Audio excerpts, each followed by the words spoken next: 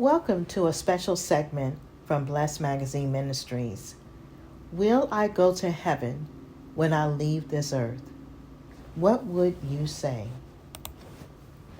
This is the most important question we all should ask. Will I go to heaven when I leave this earth? Especially when we realize how short life really is and that there is an eternity on the other side of it. Are we going to heaven because the pastor told us so? Are we going to heaven because we belong to a church, been water baptized, sing in the choir, teach Bible study, or help on a hospitality committee? Many people have a romanticized view of heaven, fueled by a deep yearning for it to be real. And this desire can sometimes cause them to ignore or dismiss biblical teachings in their effort to secure a place in heaven. So are you absolutely certain and convinced you will go to heaven when you leave this earth? Let's talk about it by exploring some modules, beginning with belief and disobedience. Dr. Charles Stanley explained in one of his sermons that many people create or imagine a God based on their own traits, beliefs, and desires. They imagine a God unlike the true living God. And this can unintentionally lead to disobedience, pulling them away from truly knowing God as He is and risking eternal separation from Him. How does this happen? It's entirely possible. People use phrases like God understands or God knows my heart, which lead people to overlook the fact that God is both just and holy. And while these expressions may bring comfort, focusing on them without acknowledging God's justice and holiness can distort our understanding of Him, and many forget that God is all-knowing, and adopting the mindset of God knows my heart or God will understand can become a way to justify deliberate disobedience to Him. For example, telling a lie to comfort someone or avoid trouble is still a lie and won't be justified by God. He knows everyone's heart and intentions, and trying to justify lying doesn't make it acceptable. It might make someone feel better about their disobedience, but it doesn't change the truth.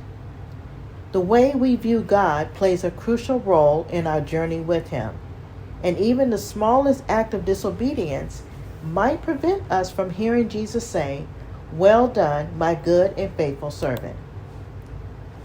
So is it enough to just believe in God, as is recorded in James 2:19?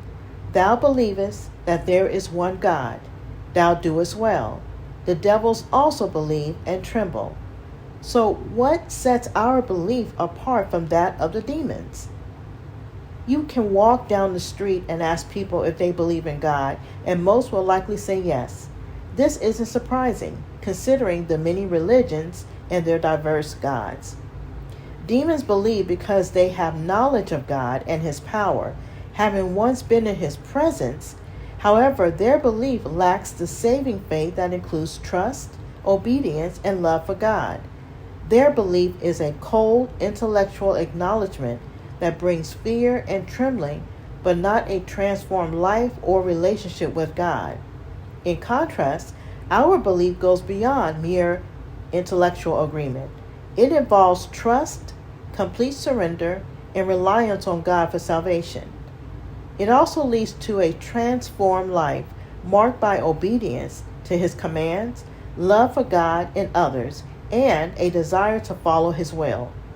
So when phrases like God knows my heart or God will understand are used, it acts as a cushion for disobedience and therefore places the user in danger of eternal life separated from God.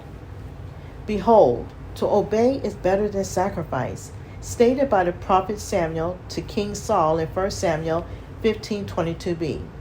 God values following His commands more than performing rituals like sacrifices. Obedience is more important to God than tithes, offerings, church attendance, or even the amount of volunteer work done. While an imaginary God might value those things highly, our true and living God sees them as meaningless. if disobedience resides in the heart.